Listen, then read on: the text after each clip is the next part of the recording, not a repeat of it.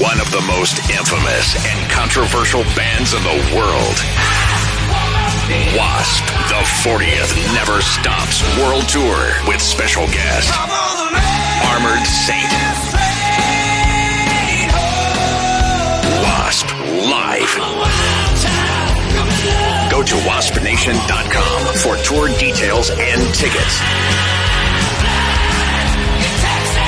W.A.S.P, feel the sting.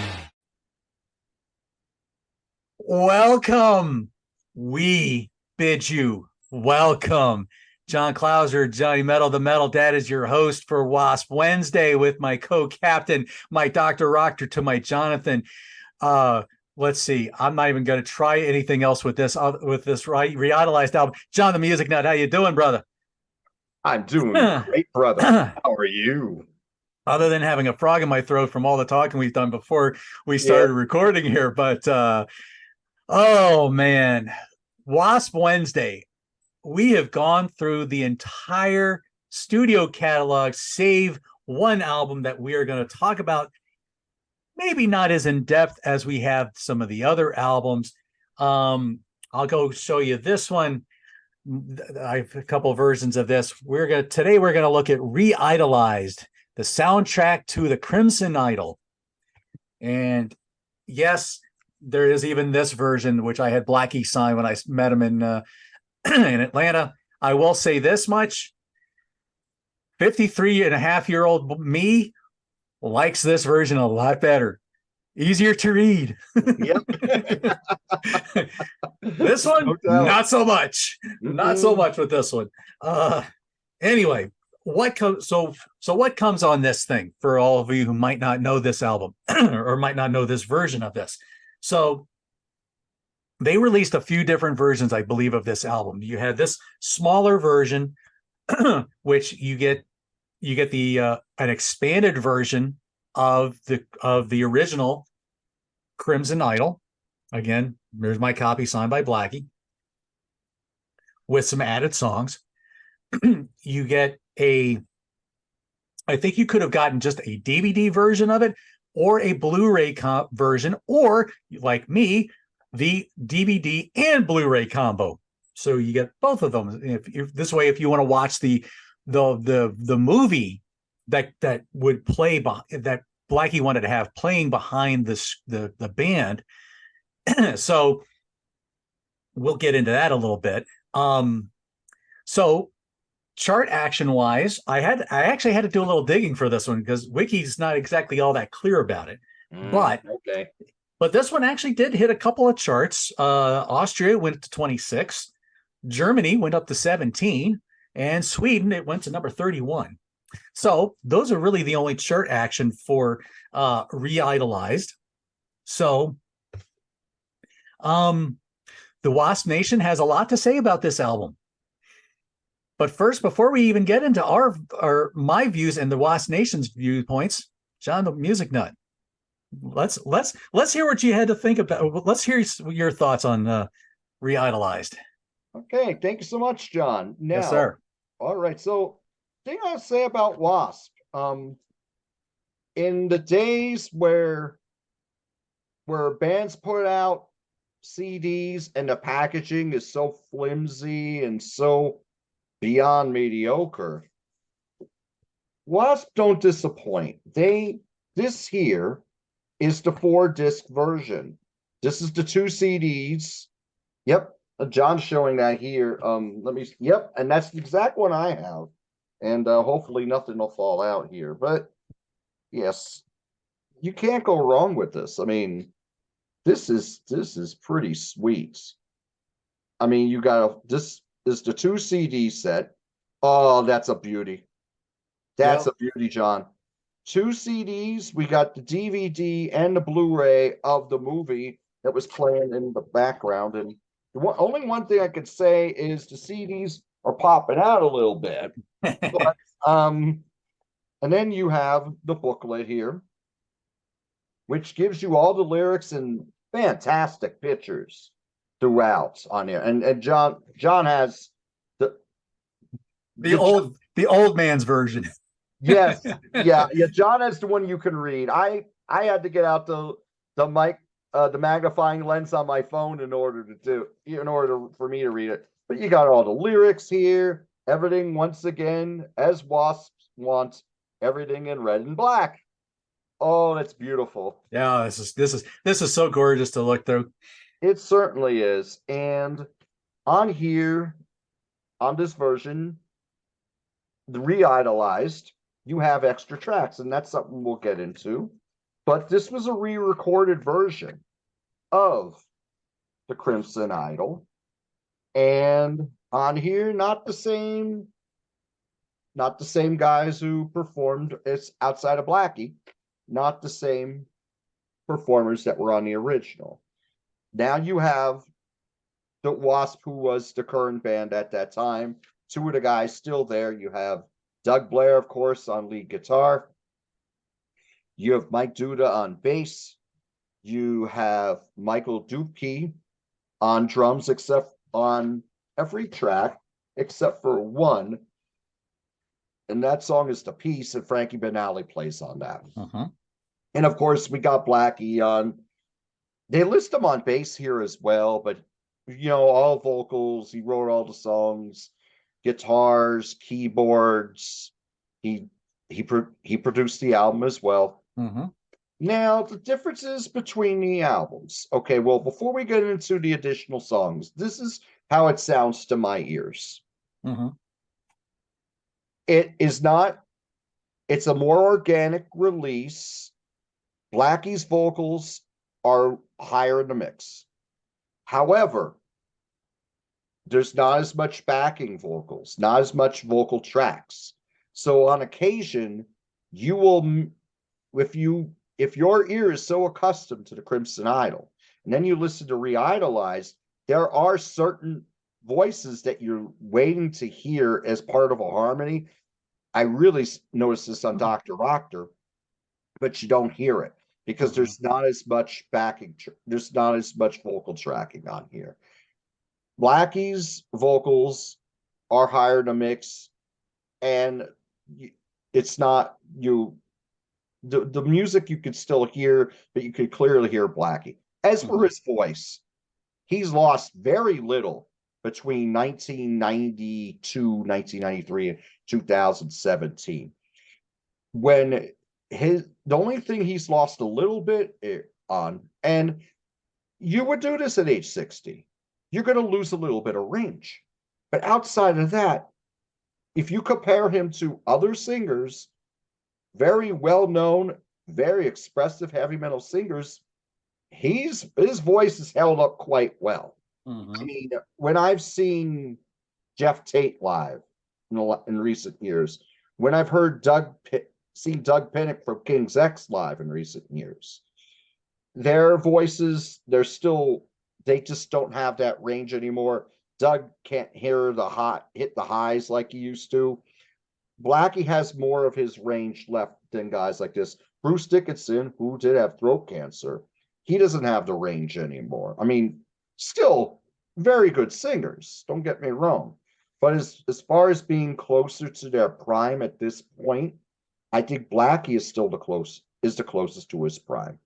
And I'm just saying, I mean, I love all of those bands, but as far as how their vocals have stood up compared to back in the day till now, he's got more left. So that's what I'll say. As for the songs themselves, like, I'm not going to go really into a track by track here. The spoken parts of the album are louder on here than on the Crimson Idol. This album is more about the story. If you love the Crimson Idol, the original version, if you love the story, you're really in the lyrics, this is worth picking up. If you haven't already, if you're a diehard W.A.S.P fan, you got it. Okay? Now there's some editing on the cursing. Okay, the profanity, particularly on Chainsaw Charlie, Murders in a Rue Morgue, that's taken out. Some of the lyrics that were taken out.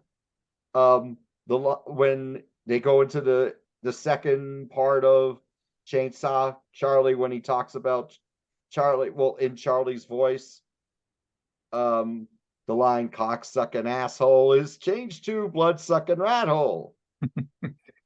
Lion motherfucker is turned to mean little monster.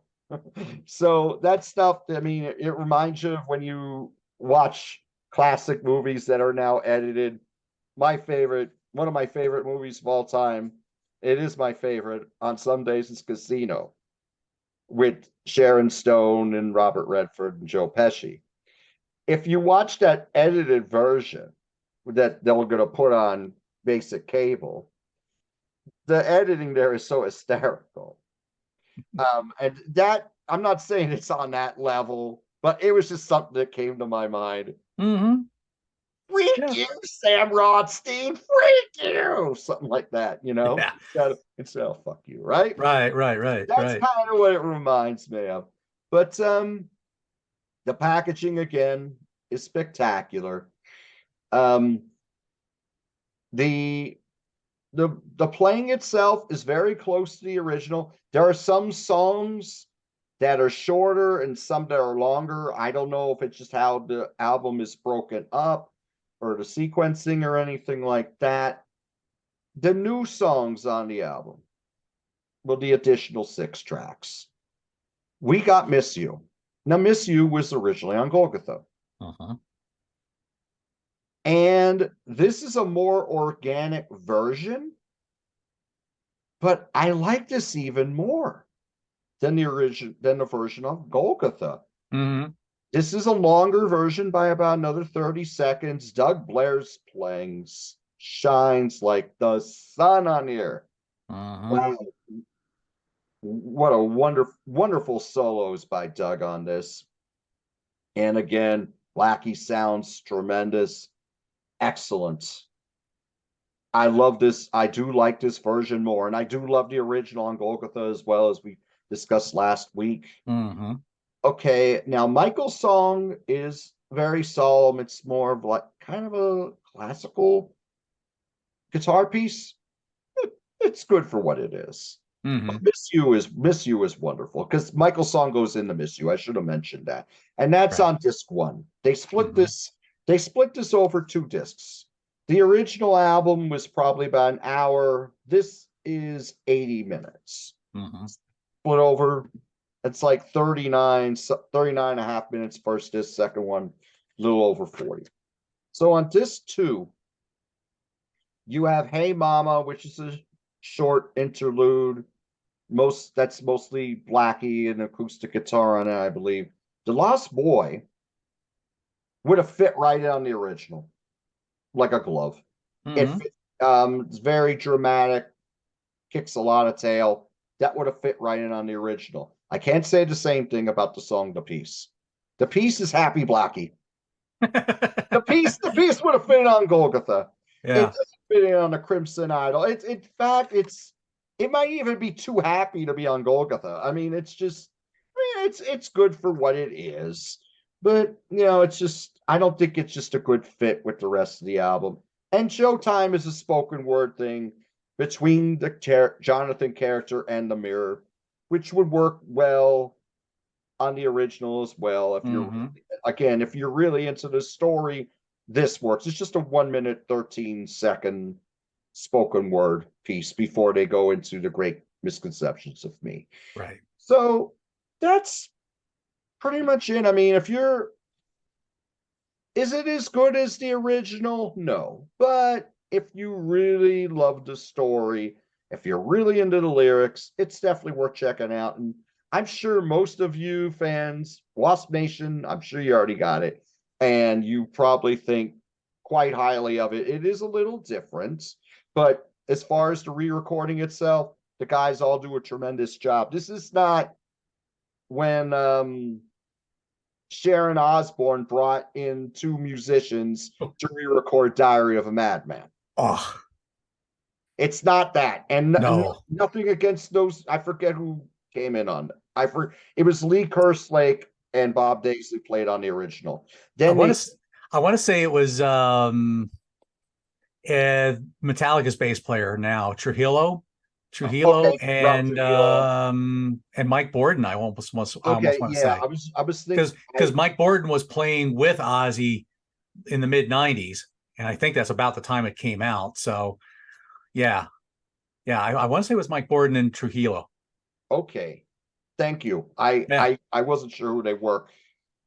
Well, I know those musicians and Robert Trujillo. Oh, you want to hear some sick bass playing? Listen to his Mhm. song with infectious grooves and suicidal Oh yeah. tendencies. Oh Oh, yeah. beast.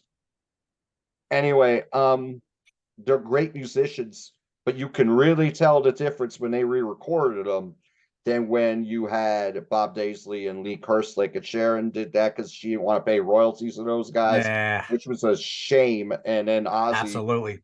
You Ozzy ruin jumped in there and said, you Ozzy ruin really, absolutely perfect albums yes, and with doing dumb crap like that. So yeah. exactly. And Ozzy put his foot down on that one, and thank Yeah. God.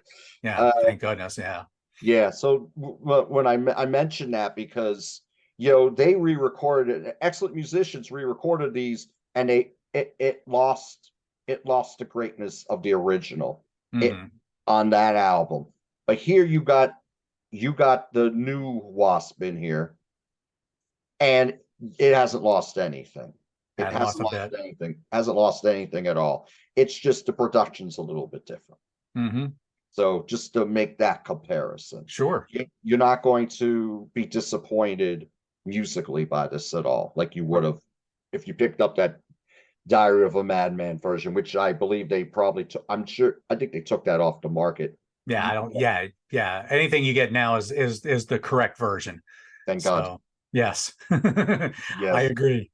Yeah. All So right. so there you go. I Okay. don't do should we rank this? I don't even know because it's just I probably won't. I think when we do yeah, a ranking, I don't intend to put this in the ranking. yeah, Um, I'm gonna let Crimson Eye kind of stand on its own with this one. yes. I don't want to get into this one. So, or as far as a ranking with this. So, Okay. well, solid, very solid stuff. Very, Thank very you. solid as always. Thank you. So, so as I said, this is for the old man, for the bigger version who can read, who wants to take the time to read the liner notes. When you read through these things, Blackie has a couple words that comes out and repeats itself a lot. Intimidating and painstakingly. And that is intimidation was the idea of re-recording and doing because the film had been in the can for so long and he needed to do a new soundtrack to it to make it work. So a lot of artists when they do re-record stuff, it's probably because who knows who even owns the rights to them anymore. I think Flotsam and Jetsam ran into that problem with No Place for Disgrace. That came out on that was their second album, came out on Elektra, and then they got booted off Elektra, and then they wanted to do something special with that. Well, who knows who owns the rights to it? They don't own the rights to it anymore. No. So God only knows. So a lot of artists when they do this, they re-record it just because it's a way of getting the rights back to the songs. So maybe I don't know if that was the reason for this, but anyway. But yeah, intimidation and painstakingly. You can hear the painstakingly because he talks about both versions on this because he plays most of the stuff on the original with the exception of the lead guitar, which was for a 3-day Bob Kulick, as he puts it, because that's about how long he spent doing the solos. And but everything else was pretty much Blackie, and then the drums with Frankie. And he does acknowledge that I was on the Idol and Great Misconceptions is Stet Howland. So he does acknowledge that in this booklet. So that was also Okay. that was something interesting. I don't remember, but anyway, he remembered telling Frankie what he had in mind for Chainsaw Charlie. And he's like, you got to be kidding me. What? No. It's like he threw this old story about how John Lennon had this played this thing for Ringo, and he said he wanted to do something like that. And Ringo was like, well, yeah, that's great, but yeah, he's got like 2 drummers playing on that thing. So it's like, how the heck are you gonna, how the heck are you gonna do this? And so he tells the story of how he was recording the drum solo or the drum parts for Chainsaw Charlie, and he'd get up and he'd like throw his sticks to where they're flying across the room, and then he'd get all huffy, and then about 20 minutes or so later he'd get back into it, and he finally got what he was wanting to do, and then it's like, oh, okay, now we got it. And here comes now, so recreating all of this stuff, because Frankie's a monster, and Stet are both monsters on the original. Mike Dupke is just as much of a monster because he was able to recreate these parts pretty much flawlessly. Yes. Okay. Yes, there's a little changes here. That's probably my only thing I'm going to be negative about. I don't care for the drum sound on the Re-Idolized. It sounds a little flat. Okay. I don't know. It just sounds like when with Frankie's, you could tell it was open. This, it just sounds like it was recorded in a very tight room. It sounded flat to me. Maybe somebody can correct me on that. I'm sure if Blackie heard me say that, he probably kicked me in the knee for that. So, but anyway, that's the only thing I really would have to say negative. Mike does it flawlessly, though. Doug nails Bob Kulick's parts. Yes. And Doug Aldrich. Doug Aldrich has an uncredited guitar solo as well on the original. So let's not forget that. Right. But Doug nails these parts on Re-Idolized, and yet he still throws his own little touch into it, his own style. He pretty much nails everything note for note, because there's certain parts like it's like when he told Bob Kulick when he was recording it, he didn't want just a bunch of shredders getting in there. He said, I don't want any kind of really ridiculous riffs or licks. Make it tasty and make it sound, appropriate. And Bob delivered, which is probably why they stand up so much.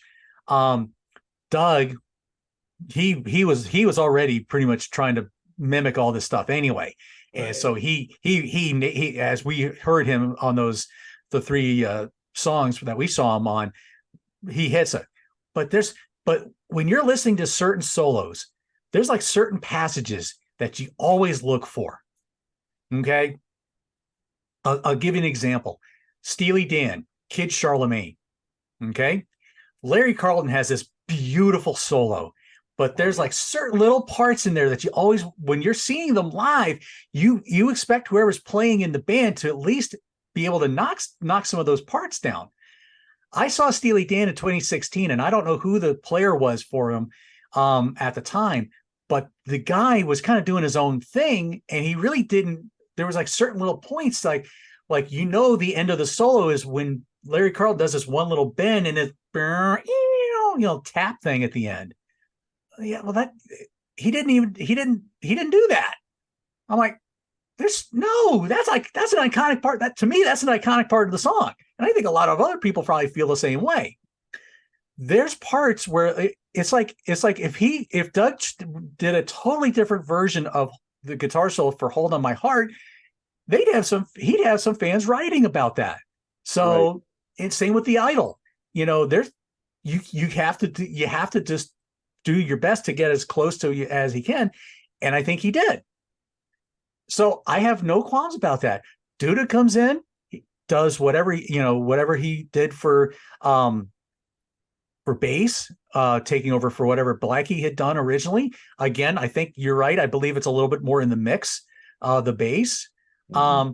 But you could definitely, he just sings everybody's praises in the liner notes. Doug, Mike, both Mikes, Bob Kulick, Stet, Frankie, everybody, even some of the people behind the scenes. He's really he was just singing everybody's praises in this thing. because you could tell it was such a labor of love for him to do in the first place. Mm-hmm. And then to be able to re-record this thing. Now, let's go into let's talk a little bit about the vocals. I was listening to a little bit of the original again and comparing it with the new with Re-Idolized. I agree where people are saying he doesn't sound angry. You're missing that aggression anger in his voice. Something he says in the liner notes, he approached a lot of the emotion a little differently. There's a lot of pain in Jonathan's character, and I think he wanted to explore that a little bit more. And I think for me, that worked. That's why you're not here. I'm not complaining about his vocals as far as how he does it emotionally. To me, I love the aggression and the anger in this one, but yet I love the heartbreak and the sorrow that is in this one because it's brought out more because of the extra songs. Yes, you have the little instrumental. It's like almost this thing kind of goes Neon God a little bit with the little extra little interlude things. So you have the Michael song with this nice little thing, and then all of a sudden you get the car crash, which leads right into which of course that's in the story. He dies from a head-on collision with a drunk driver, which goes into Miss You, which is a different version from Golgotha. Again, I'm like you. I really kind of liked it. I just love Doug Blair's solos in it, though. It's just great. It worked well for it. Again, I think the other new songs, of course, Hey Mama, a little, again, the musical interlude leading into the Lost Boy. Again, I dug the track. I agree. The piece does seem a little out of place, but I think at this point in the story, he realizes he's not going to get the love from his parents. And at this point, I think he's just at the end of his rope. And at this point, he just wants the peace in his life. And so I kind of see where he's going with that. It does sound a little out of place, though. It's like, you're right. The Happy Blackie inserting almost a praise and worship song in the middle of toward the end of the CD. But I can kind of see where he's going with why he went with that. The Showtime with the sinister mirror voice. You have changed. I've not changed. You've changed. You're dead. You just don't know it. It's like, man, I like how he enhanced that a little bit before going into Great Misconceptions, which again, one of the between that and the Idol are still the highlights of the album to me. They do it wonderfully. Okay, so let's talk about the censored lyrics now. Really, the only one that has it is Chainsaw Charlie, because even the original really doesn't have any other cussing aside from Chainsaw Charlie. That's true. If you really stop to think about it, the only other time I think you hear something is like on right in the beginning of where the party where Alex breaks up the party, and you hear the doctor saying, "Oh baby, this stuff is great. This is better than good. You do enough of the stuff and you can probably F all night long," or something like that. Whatever right. It is, he kind of trails off, and I'm not really sure what he says in the new version. But then, of course, then Alex comes in as here you sit with these leeches all around you instead of these effing leeches. So you get the censored version of that. And then I Am One, when he goes through all the cities, London, England, how the heck are you? Yeah. Okay, that was weird. He's not going to say that live. Come on. So that's really the only area you get the censored lyrics. But then but now we get the original lyrics in Chainsaw Charlie. So that didn't last long. But well, whatever. I get used to hearing I'm a blood-sucking rat's hole. I got used to it a little bit. I'm a liar with a monster. okay, I get it. It works, but part of me is kind of glad he went back to the original. Actually, it's terrible for me to say that, but um, I, where do I like both? I like both versions. Uh, I think as his wife Marissa, who does a lot of the art and a lot of the management type of stuff, it was like this went from 2D to 3D. That was her description of it. So there you go. I think that was a pretty good description. I like them both equally. I still have very much love for the original, but at the same time, I also have a lot of love for this. Um, what do you think about the movie? Did you get to watch that? I watched some of it. Okay. Full disclosure, I didn't pay a lot of attention to the movie. I mean, it Okay. just yeah, so I really couldn't comment on it. Okay. So the movie essentially it mixes in a little bit of the narration, that Blackie had originally done for the album. So that's kind of mixed in some of the songs and some of the intros to the songs. It looks like just one long music video, and a lot of the footage is kind of reused again and again. You have the parents who they just can't they don't see what's good about Jonathan, so they pull him away from the TV as he's trying to watch a baseball game, and then they open the Bible up and they're kind of forcing the Bible on him, or the whipping boy and all that kind of stuff. So they bring a lot of those kind of things up. There's a lot of that. It just kind of repeats itself a lot. So I can't really say, does it enhance it? Maybe a little bit. You do not get the extra songs on the movie version, obviously, because I don't think it was done with that in mind. But Right. but it's nice as a backdrop. If you were to see W.A.S.P do this album live and you saw it as the backdrop, it kind of it works. I can see that. So Right.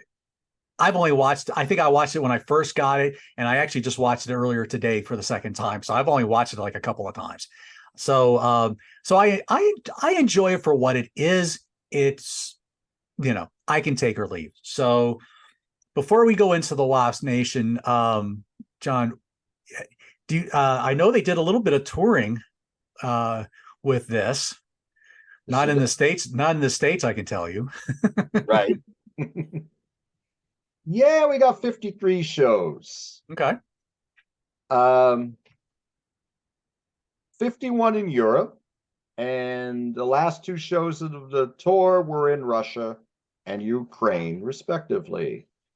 Now, on the tour, before we get into the cities that they hit, they did the original album in its entirety, and then they would do between a 3 and 5 song encore, depending on, I guess depending on time constraints or what have you.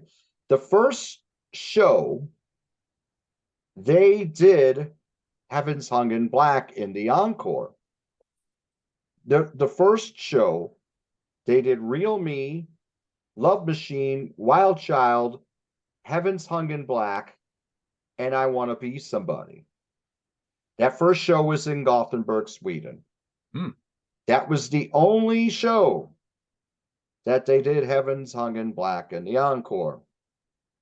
They replaced it with Golgotha from here on in. Oh, okay. Okay. I'm okay with that. Right. So during the tour, they would bounce between those 5 tracks. Sometimes they wouldn't play Wild Child, which was surprising to me. There were some nights they didn't do Wild Child in the encore. A W.A.S.P show without Wild Child, that's yikes. Crazy, huh? Like they would do Real Me, Love Machine, and go into I Want to Be Somebody some nights. Wow. And there were some nights they did not do Wild Child, but it would bounce between those 5 tracks. They always did I Want to Be Somebody. They always did Real Me. And some nights they took out Golgotha, but and then some nights again Wild Child, which was interesting. Now, as far as the cities on the tour, it's a lot of the cities that they hit before. I'm going to try to talk about other cities that I haven't mentioned in previous shows. So all of you who've gone to these shows or live in these cities, if I mispronounce them, I apologize in advance. All right, here we go. I know you love this part of the show. Linguistics with John the Music Nut. There you go. Aarhus, Heisenberg, Gavli, Bolongi, Orebro, Umea, Sinjoki, Buckley, Belfast, Glasgow, Nottingham, Hastings, Barcelona, Murcia, Berlata, Strasbourg, Borgerhout, Norwich, Cardiff, Wales, Hayek, Vienna, Munich, Warsaw, Gazelwind, Hanover, Tilburg, Lausanne, Emojis, Virabani, I'm sorry. And they did hit a lot of the other major cities, as I mentioned. Like they hit Paris, they hit Leeds, they hit London, etc., etc. So that was 53 shows, 51 in Europe and Russia and Ukraine, and they did this all in the fall of 2017. Right. So there you go. Okay. All right. Well, W.A.S.P Nation. W.A.S.P Nation has to say. now it's your turn. So there's a good little bit here. So I'm gonna try to blow through this as fast as I can. All right. Stuart Newman. I love ReIDOLized. I'm pretty sure, like Golgotha, this was mixed in Dolby Atmos, which gives it a huge spectrum of depth over the original. New songs gave it extra depth of meaning. Only bit I didn't like was the self-censoring of the lyrics, especially now that he's gone back to singing the originals live, and we're stuck with Liar and a Monster. Lee Jacob. To be absolutely honest, when this first was announced, I was super excited. Then I was meh about it after listening to it. As time goes on, I listen to ReIDOLized almost as much as the original. If I'm being honest, had I heard this version before the original, I would prefer this version. The bass is pretty lackluster in the original Idol. On ReIDOLized, Duda's bass is all there, and the mix allows for it to be heard without stereo tweaking. Dupke and Blair have no problems doing the parts of Benelli and Kulik. The censorship still slightly bothers me, but more in spoken spots, like in the beginning of the Idol. The way the characters speak feels too clean and for who they are. The cursing had a punch of authenticity. Maybe it's just me. No, you're right.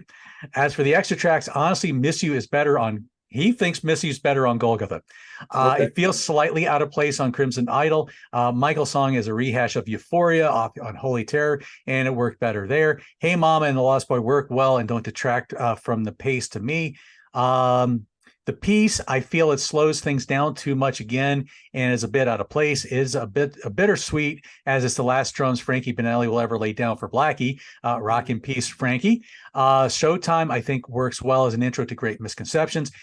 Phantoms in the Mirror should have been added in some place. It would feel more at home than the piece. Overall, it gave it 9 out of 10. Knock it a point only because of the new tracks throw off the flow for me.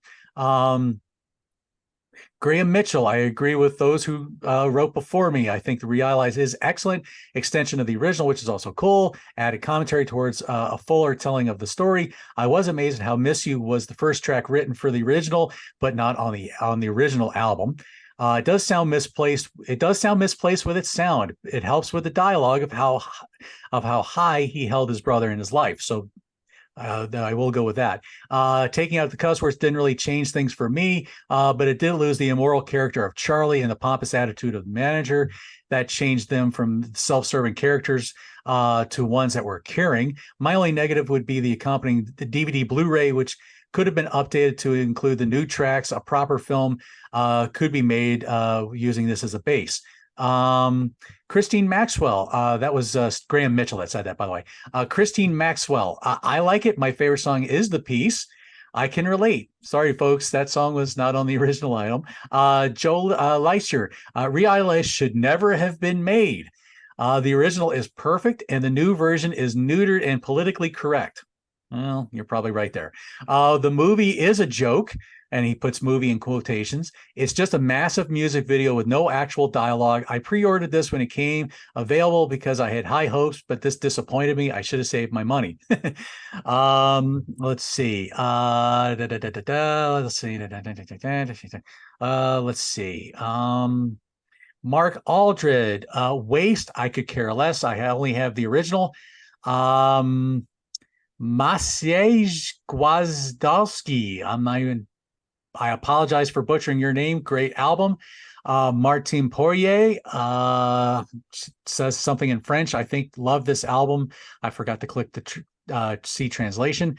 Maria Grazia Ferri, my dear Italian friend, re-idolized, as Blackie said, is like 3D, while Crimson was 2D. The use of orchestration is huge here. Probably I think what they're saying in the orchestration is just the way the music was produced and everything. I think there's just added so much of a great thing. Is huge here, and the new songs are in the key of Blackie's faith. Was only upset by the censorship in lyrics, especially in Chainsaw Charlie. Let's see. Peter Aaron. The Crimson Idol is a masterpiece. Re-idolized doesn't sound as good to me. Plus, Blackie's changed lyrics on Chainsaw Charlie. He should have had no lyrics on that part of the song. At the time, I thought we had the best of both worlds. The DVD I like, but prefer the story of Jonathan short film. On the positive, Crimson Idol is not going anywhere. To me, Re-idolized has no soul. So that's it. That's all I had from that. So as far as what the W.A.S.P Nation says. So there you have it. That's the W.A.S.P Nation's viewpoints. So a lot of people were kind of mixed about it. A lot of people liked it. A lot of people don't. What do you think? What do you think about some of those comments? Do you agree about the Re-idolized lost its soul? Or, I think we already talked about the censorship enough, and that was like the biggest qualm that everybody had. But I mean, what do you think about some of those other comments? Musically, like I said before, they played it well. To have it play that note for note while adding your own piece to it, I think it worked well. As far as the comments, yeah, the sound is a little neutered. I would agree with that. Like I had said before, there was some tracking that wasn't in there. The Blackie's a little louder on here, and I think, as I mentioned before, I think it's more about the story this time around than it is so much about the whole album itself. It does sound a little neutered. That I would agree with. Again, I'd rather hear the original. Okay, I understand why he changed the lyrics on Chainsaw Charlie. I mean, it doesn't bother me much. I mean, I kind of said what I said, about comparing it to the Casino movie was a bit in jest, but it doesn't really take much away from it. But your ear gets used to hearing something that way for 25 years, and then you hear it that way. It just throws you off a little bit. Yeah. It's like, I will tell you straight out, I just bought this album recently. When I go back, I'm going to grab the original a lot more often. I will 9 out of 10 times I'm going to grab the original before I grab Re-idolized. I'll say that. I do think that The Lost Boy fits right in there. And again, I remember someone said they liked Miss You from Golgotha. I could see that too. Sure, I can too. Yeah, I mean, they're both great versions. I like it a little more organic. I think it works better. But I mean, I can understand how you'd like the version from Golgotha as well. Excuse me. But yeah, I mean, I can respect those comments. To say that it doesn't have any soul, I don't know if I go that far. Yeah. But, yeah, to me, that's I wouldn't go that far at all. It wasn't I listened to it. The word disappointment did not go through my head at all. I mean, it sounds the same. There's just some things were changed up, and I mean, it's still a very good listen. And again, like I said before, if you're more into the lyrics and the story, I think this is the version for you. Yeah. So there you go. There you go. So Wasp Nation, that is the end of the catalog. This is hurting me to say this. Man, I didn't think this. Man, this has just been such a fun ride. We do have some plans for doing we'll probably do a studio album ranking. We won't include Reidolized, but we are going to do a studio album ranking. We'll probably do a dream set list. What other? I'm going to throw this out to you in the end of this as we end this video. What other kind of topics do you think we could do in the WASP Wednesday thing before we put an end to the series and we move on to the next thing? You know, there's probably a lot of topics we can do. Heck, I think we'd even be open to doing a super show with some of you super fans.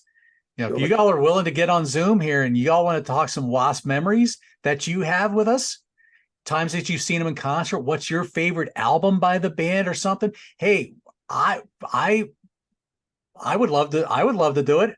I think he's gotten to know some of these people as I started talking about some of y'all's comments. So I would be okay with doing something like that. Unfortunately, there's no way I can get Blackie to be on the show with us. That would really be awesome.